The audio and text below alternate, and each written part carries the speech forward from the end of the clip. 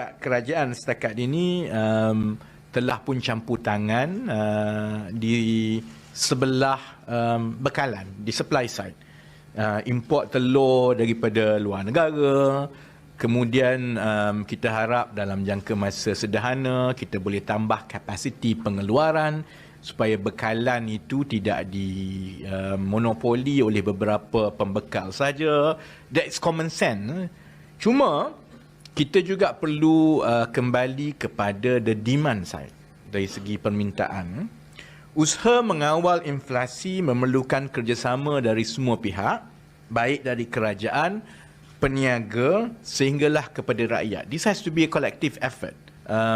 The government will work closely dengan the industry to address on the supply side, but we also have to work with consumers and the public on the demand side, and that's the purpose of today's communication.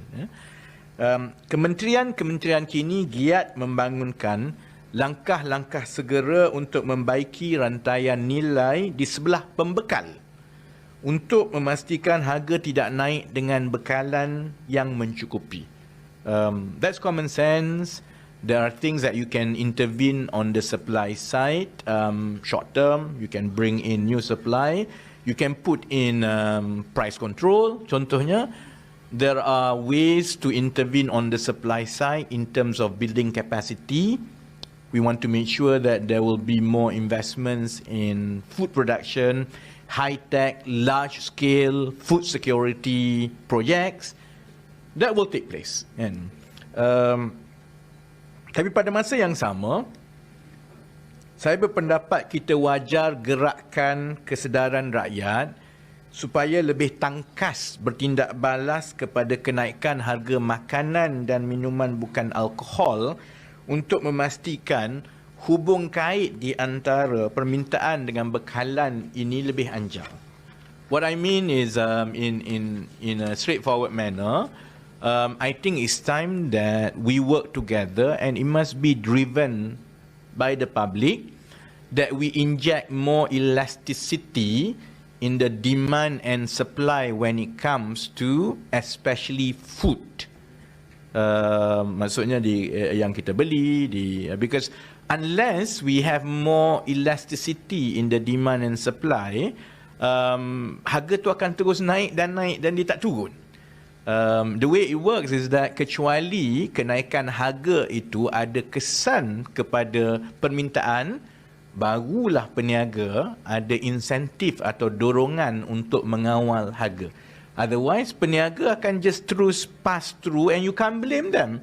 Because, yalah, dia akan kata, the midstream orang pass through dekat saya pass through kat pengguna. Yang midstream kata upstream pass through dekat saya pass through. Jadi akhirnya, yang akan jadi mangsa adalah pengguna. And we've been talking about this for many years. It's time that we work together with the public to inject more elasticity in the whole ecosystem.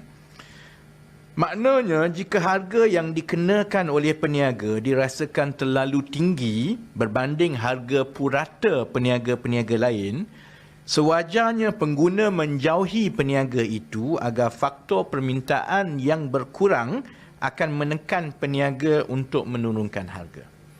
The best way and the most sustainable way to manage prices, especially retail prices, is to inject elasticity through better competition, and for that to happen, better access to pricing and information to the public. Ini low hanging fruits, perkara mudah yang kita boleh usahakan kerana data dan juga ekosistem itu sebenarnya dah ada, tetapi dia perlukan penglibatan dan penyertaan seberapa ramai orang ramai untuk kita pastikan perkara ini mula ada kesan. Because even if kerajaan mempunyai semua data point harga-harga berpatutan di seluruh negara, tapi kalau orang tak gunakan harga itu untuk pilih tempat atau kedai yang menawarkan harga berpatutan, kemudian peniaga akan kata, well, it doesn't have any effect on me. Sebab aku letak harga macam mana pun, orang akan tetap datang beli. So that's why this is a question of adoption. Bagaimana kita menggerakkan rakyat supaya mula mengguna pakai data-data yang ada di peringkat kerajaan yang kita akan buka kepada orang ramai, supaya kita harap itu akan menambah elasticity ataupun keanjalan dari segi supply and demand curve.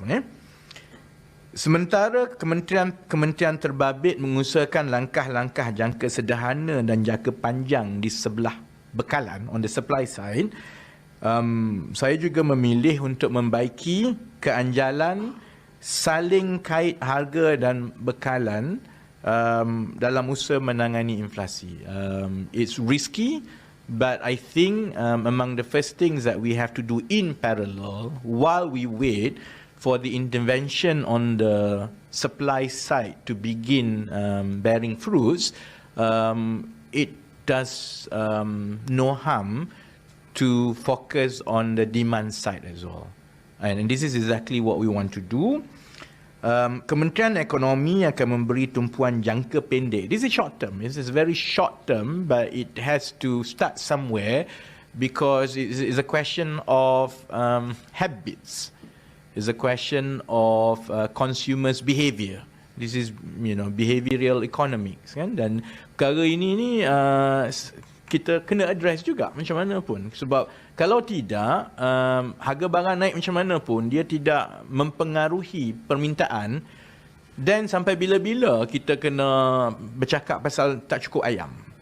By right, kalau harga ayam tu dah mahal sangat, we should reduce makan ayam. By right, kan? Jadi, of course, we are not there yet, and this is where we have to help working dengan orang ramai so that we become more elastic to prices in terms of our consumption habit.